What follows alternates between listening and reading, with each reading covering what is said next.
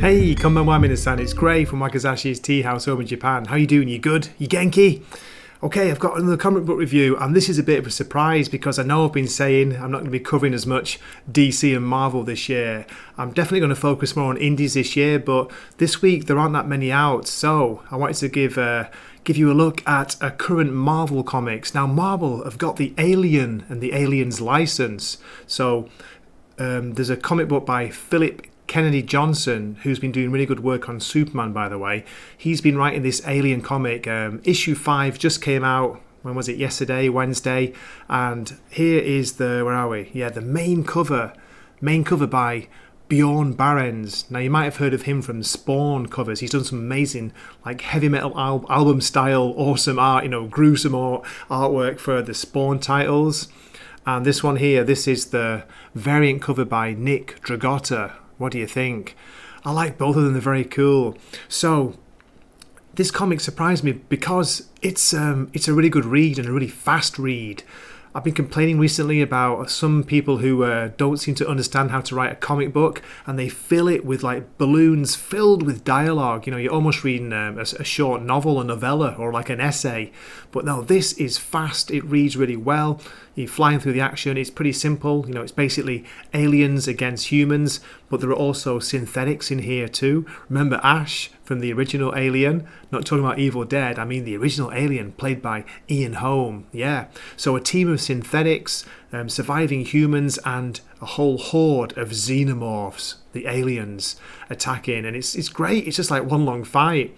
So it's quite surprising to see this as a Marvel Comics title. It's got a parental advisory mark on the outside of the comic because there are some quite gruesome scenes. Not too bad, but just, considering what Marvel's like these days, yeah, pretty gruesome. So it's a recommend. I'm going to try and get this review out before I do a live stream later on. So yeah, that's pretty much it. Give it a try, see what you think. I remember the good old days of Dark Horse doing black and white Alien comics. We're talking years ago. They were very cool. I wish they'd bring out stuff like that these days, but anyway, this is all we've got. This is the best we can get, it appears. So if you fancy it, give it a try. Okay, now I'm going to give my story summary, so please keep watching. In 2122, the multinational corporation Weyland-Yutani, purporting to answer a distress call but secretly trying to secure specimens of a dangerous alien species known as xenomorphs, sent towing vehicle the Nostromo to the moon LV-426. Tragedy struck the crew. In 2179, a colony known as Hadley's Hope, built on LV-426, was overrun by xenomorphs. An attempt to rescue the colony was also met with tragedy. In 2200, the research station Epsilon was overrun by an anti-Weyland-Yutani group who inadvertently set free an incubating xenomorph known as Alpha. There were only 2 survivors. In 2202, xenomorphs were released on a United America's Spinner settlement and massacred most of the population. Against all odds, a handful escaped. Now, the year is 2217, 15 years later. Tobler 9 is dead. Another Weyland-Yutani world overrun by the organism and then nuked until the radiation made organic life impossible. When a disaster decimated the planet Perseus 9, a crucial farming colony, the United Systems sent the Steel Team, a legendary band of synthetics, to Tobler 9 to procure a modified ovomorph egg that has the genetic potential to save humanity. The synths were shocked to find a band of human survivors amidst the ruin. After leading Steel Team to the egg, the humans betrayed the synths, but not before Lee, a human, was infected by research left behind by the Weyland-Yutani scientists. Morphing into a xenomorph-like creature, Lee killed her friends and led a group of xenomorphs to a bunker containing the remaining survivors. ICARUS, Part 5 of 6. Issue 5 opens in the middle of a deadly battle deep in the bunker. We can see xenomorphs in the background, and here in the foreground, this must be Lee, the mutated one, the mixture of human and xenomorph, fighting while basically ripping somebody apart. We see the point of view of a child watching. All he can see is another xenomorph closing in. But then from behind the alien, something slices through it and cuts it in half. Come on kid, time to go. The mutant hybrid Lee gets shot at by Eli. He's holding a huge battle axe and a pistol, but then it launches an attack at him.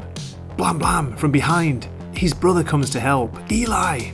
The creature flees. Then we see someone saying they have the beacon. Anyone still alive, get out of here. On the next page, Lee again seems to be attacking one of the synthetics. I'm guessing this because of what looks like milk coming out of its eyes. Arg! You goddamn milkmen killed us all, says somebody lying on the ground. Wait a minute, what's this? It looks like a countdown to a bomb. Get out! Huge explosion goes off. It looks like a nuclear mushroom cloud.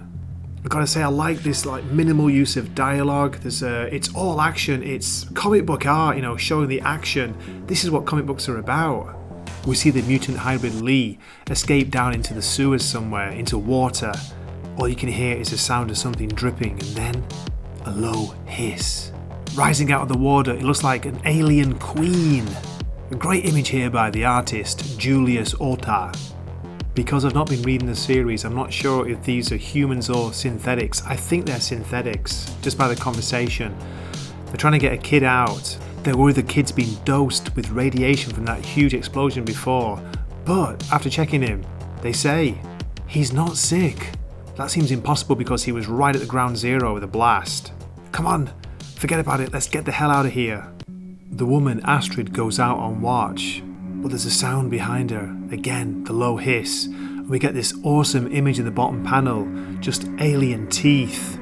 Then we see the alien ripping her head off her body. Astrid, no! The survivors open fire on the beast, but it's not alone. There are too many of them.